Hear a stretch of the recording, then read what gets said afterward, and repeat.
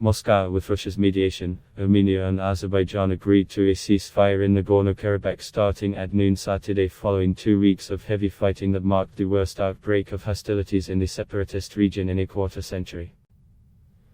The country's foreign ministers said in a statement that the truce is intended to exchange prisoners and recover the dead, adding that specific details will be agreed on later. The announcement followed 10 hours of talks in Moscow sponsored by Russian Foreign Minister Sergei Lavrov, who read the statement. It stipulated that the ceasefire should pave the way for talks on settling the conflict. If the truce holds, it would mark a major diplomatic coup for Russia that has a security pact with Armenia but also cultivated warm ties with Azerbaijan.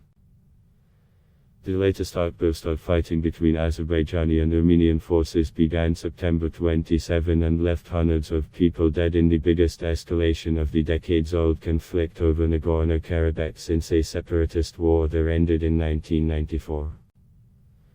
The region lies in Azerbaijan but has been under control of ethnic Armenian forces backed by Armenia. The talks between the foreign ministers of Armenia and Azerbaijan were held on invitation from Russian President Vladimir Putin, who brokered the ceasefire in a series of calls with President Ilham Aliyev of Azerbaijan and Armenia's Prime Minister Nikol Pashinyan. Armenia said it was open to a ceasefire, while Azerbaijan previously had made a potential truce conditional on the Armenian forces' withdrawal from Nagorno-Karabakh, arguing that the failure of international efforts to negotiate a political settlement left it no other choice but to resort to force.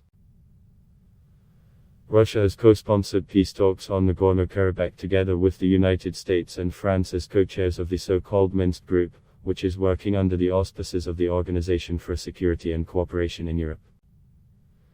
Speaking in an address to the nation Friday hours before the ceasefire deal was reached, the Azerbaijani president insisted on his country's right to reclaim its territory by force after nearly 3 decades of international talks that haven't yielded an inch of progress.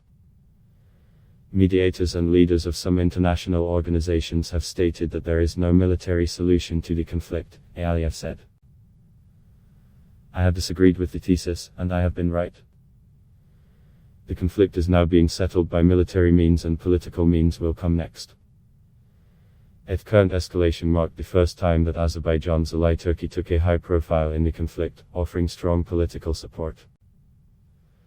Over the past few years, Turkey provided Azerbaijan with state-of-the-art weapons, including drones and rocket systems that helped the Azerbaijani military outgun the Nagorno-Karabakh separatist forces in the latest fighting.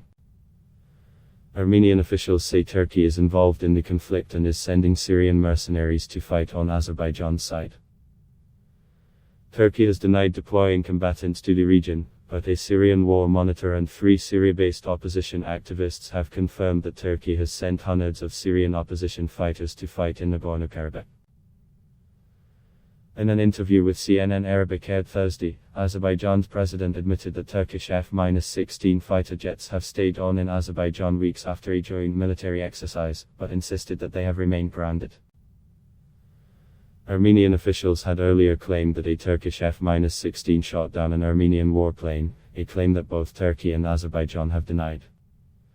Turkey's involvement in the conflict raised painful memories in Armenia, where an estimated 1.5 million died in massacres, deportations and forced marches that began in 1915 as Ottoman officials worried that the Christian Armenians would side with Russia, its enemy in World War I. The event is widely viewed by historians as genocide. Turkey denies the deaths constituted genocide, saying the toll has been inflated and that those killed were victims of civil war and unrest. Turkey's high profile in the conflict worried Russia, which has a military base in Armenia. The two countries are linked by a security treaty obliging Moscow to offer support to its ally if it comes under aggression.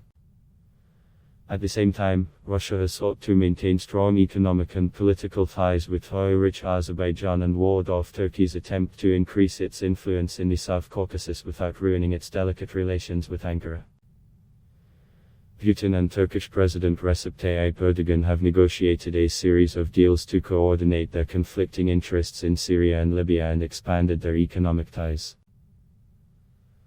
Last year, NATO member Turkey took the delivery of the Russian S-400 air defense missiles, a move that angered Washington. A ceasefire in Nagorno-Karabakh would allow the Kremlin to stem Turkey's bid to expand its clout in Russia's backyard without ruining its strategic relationship with Ankara. While Turkey has aspired to join the Minsk group talks as a co-chair, the statement issued by Armenia and Azerbaijan contained their pledge to maintain the current format of the peace talks.